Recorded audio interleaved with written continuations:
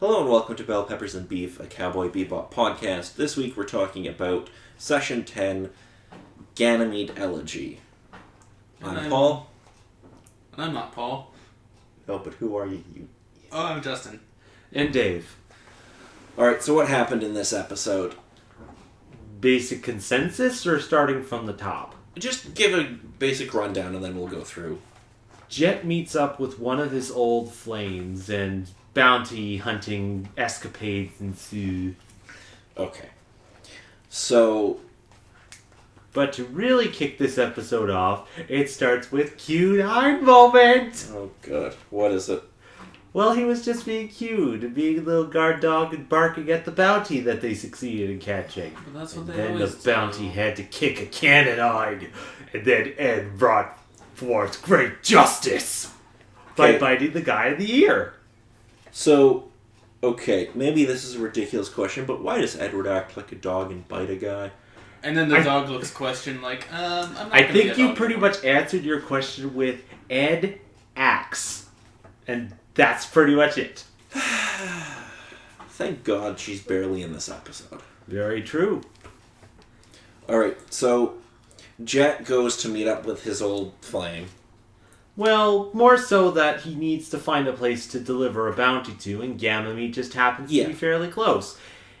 And once he sort of finds out that his old flame's there, Jet kind of is not really himself. Yeah. Okay, so I took notes on this episode, and Duly I have a noted. couple of things I want to talk about. Alrighties. So, we get this flashback of Jet, which is really cool, and then we meet Elisa. Mm-hmm. So, half the time I couldn't tell if her name was Lisa or Elisa, It because was of the way they Elisa. pronounce it. Yeah, it's really it's, frustrating in this show. At least. Meh. It was Elisa. The pronunciation, though, and some of the names. Hmm. Okay, so there's a scene where they're talking in her bar. Mm-hmm.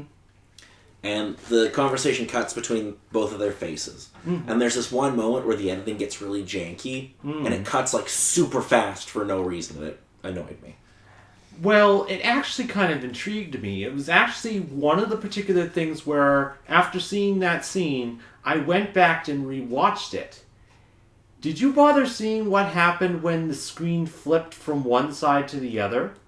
What was being said? No. Meanwhile, With Elisa, talking about those sort of things, it specifically flipped when she said, thing like that, referring to how Jet used to act when they were together, as well as Resetted, where, take that as you will, as well as Rent, the guy that Elisa is seeing now. Yeah, I still think it's just, like, I don't see any, like, symbolic purpose for it. It just seems like janky editing to me. I honestly think it was kind of a representation of Jet was listening to what Elisa was saying, but he essentially pinpointed on those words that she said, kind of thinking, was this the reason why she left? Trying to get the answer he was so looking for. I mean, that's possible. Again, I hate how it looks because I think it disorients the audience in a way that doesn't help the storytelling. It Supposedly. just looks weird to me. Mm. So then we meet, is it Rent or Rent? It's Rent. Okay. Rent? No, Rent. I hate the names in this show sometimes. Yeah. They're just frustrating. So, Jet has this really great monologue where he talks about why Elisa left, which I really love. I thought that was really cool. And he introduces the pocket watch, which is going to be a major plot point later. So what else happens, Dave? Well, kind of relating a bit back before they got there, Spike and Faye sort of represent or show their side of the story where Spike doesn't exactly understand his Jet's beef with Elisa, and Faye's being her wonderful bitchy self and deciding to push Jet's buttons about everything. And there was sadly a nice bit after they got the bounty in, but sadly I can't remember the discussion that they had, but Spike and Fake sort of say their points on things about Jet's concern about Elisa. But then, of course, the one true answer comes from the two most intelligent characters, Edward and Ide. Woof. Exactly. Okay. That's more intelligent than anything Edward's ever said. I definitely agree. I think the only other couple of points that I had was Faye was suntanning because, anime needs to pander in some sort of way. And Ed caught a wingfishy thingy. And it was fairly interesting and cool, but then Ed lost it, and it was a little sad. But aside from that, that was kind of more the little bitty points between the big plot summary that you ran through. Okay, so at a certain point we find out that Rent killed this mobster that was shaking down Elisa because she borrowed money. Yes. And there's a bounty on him, and Jet is like, okay, I'm going to... Basically, he decides he's going to take him in. Meh. And they go through this chase with the... Elisa and Rent are on this boat, and Jet's flying his little plane, whatever it's called. Yeah. And I immediately thought the minute... Because they go through this really narrow canal, and the minute Elisa picks up the gun, I immediately go, oh, she's going to die. That's my immediate thought. Like, okay, I see how this is going to play out. Ah, yeah. I'm not correct, but that was my first thought the minute she picked up the gun. Ah, yeah. Oh, one other point that was brought up from that was bringing up one of Jet's old nicknames that he picked Black up. Dog? Known as the Black Dog. Oh, yeah. Yeah. It's like once he bites, he never lets go. Yeah. And it definitely kind of relates to the chase where, despite the feelings that he has for Elisa, and the fact that, yes, it's over, but yes, he still has feelings for it, that's not the problem. He has a bounty to get. And despite the fact that Elisa's in the way, he still kind of has a job to do. Yeah, I really love the moment where she points the gun at Jet, and they have this really great dialogue sequence. That's really, really cool. So at the very end of the episode, they take Rent away, or Rent, because that's a stupid fucking name. They take him away, and they're like, oh, he'll probably get off on self-defense, which is a load of bullshit. But anyway, then Elisa and Jet have a moment. No. And I'm of two minds of the very end of this episode. No. So I like what they do with Jet. He takes the pocket watch and he throws it in the ocean. Which is really cool because it's like symbolizing he's realized that it's over and he's trying to move on. And he wants to put the past behind it, basically. Yes, I think that's a really cool ending. However, I came up with my own ending, which I think is not necessarily better, but a different way to go. Ah, yeah. My way would have been for him to walk away so that Elise isn't around. Pull out the pocket watch, look at it, go to throw it, pull it back down so he's looking at it again, kind of smile and put it in his pocket. And keep it. Oh no. That would kind of mean that he'll still keep the past with him. Yeah, but that's not necessarily a bad thing. It's him realizing that that's just part the of simple fact that, despite the fact that everything ended, this still little wants to thing keep a doesn't- part of that. This little thing doesn't represent the fact that it can supposedly come back or it's the relationship, but the good memory of there was this person I loved. Yeah. And just have that little memory of her. Yeah, exactly. No, that definitely makes sense. I also like that because it allows you to bring Elisa back. Because the minute he throws that away, it kind of symbolically throws that character away. Yeah, because there's no true. reason for her to come back then. There is no reason for her to come back. Yeah. But I really like the character that let her come back because her scenes with Jet are really good. No. I think the one thing you didn't bother mentioning was Elisa's explanation for why she left Jet. Okay, why don't you go over that?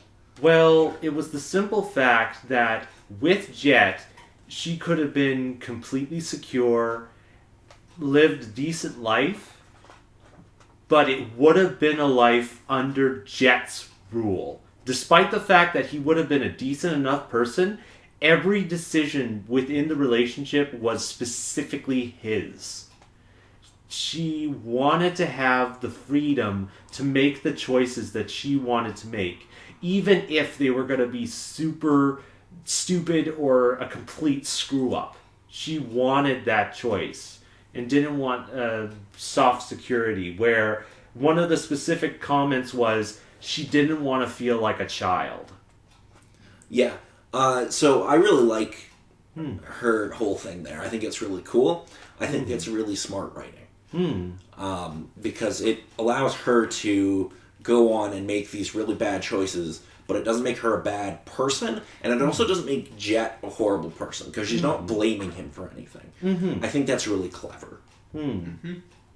Okay, so, Justin, do you have any final thoughts? Not exactly. Very helpful, Justin. I'm sorry, I don't really contribute too much to this episode. David, any final thoughts? As it sort of sits, this episode definitely sits on my favorite list, where the tone of it is completely different in comparison to the other episodes we've run over. The specific sort of thoughts and ideals and how the action takes place definitely is kind of nice for the story it decides to tell. So, all in all, I definitely enjoyed the episode for what it decided to do. Okay. Justin, do you have a score to give this episode? Sorry, I still don't like giving scores, but... Or just whatever. Whatever you want to give it. 7.5-ish. Okay, you actually gave it a number. Okay. My dear goodness. With an ish. David? My dear goodness. I'm just blown away by the fact that Justin gave a number, and you were okay with the fact that you wasn't going to give a number. My goodness, what's happening to this thing?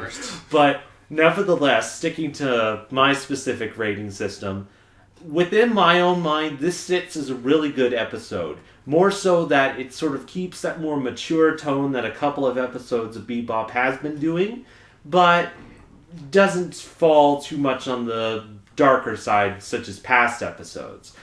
On the whole, I'd probably say that both rankings, critically and in my own mind, kind of stay around the same as it's a really good episode. Not quite hitting the greats or you need to see these episodes of Bebop, but scale-wise, I'd definitely say it's around the same as Justin's as a 7.5. And on the bright side, it is another bounty that's successful. Technically, two bounties that were successful. Yeah, the one they brought in as well as the one they got at the end. It's like they're actually doing shit now. They don't completely suck at their job anymore. Anyway, so I really love this episode. And I'm going to disagree with the point you made. So you said that this isn't a must-see episode of the series. I think it is. I think it's one of the few up to this point that you have to watch. For me, at this point, the only episodes that are must-watch have been episode 5 and this one. There's really not been a whole lot beside that. The show seems to be at its best when it focuses on one character. I really love this episode because it gives us a reason to care about Jet. Which has been one of my biggest criticisms of this series, is that you don't know anything about the characters, so how can I care about them? Right? So you're going to put them in a situation that might be dangerous or whatever, but I don't have any connection to them. This episode changes that with Jet, at least. I really love this episode. I would give it an 8.5 out of 10. See? All right, Justin, anything to add? Woof. That's not helpful. David? Justin stole my thing. Sorry. I didn't even know you were going to do it. All right. Well, that's it for this week. All right.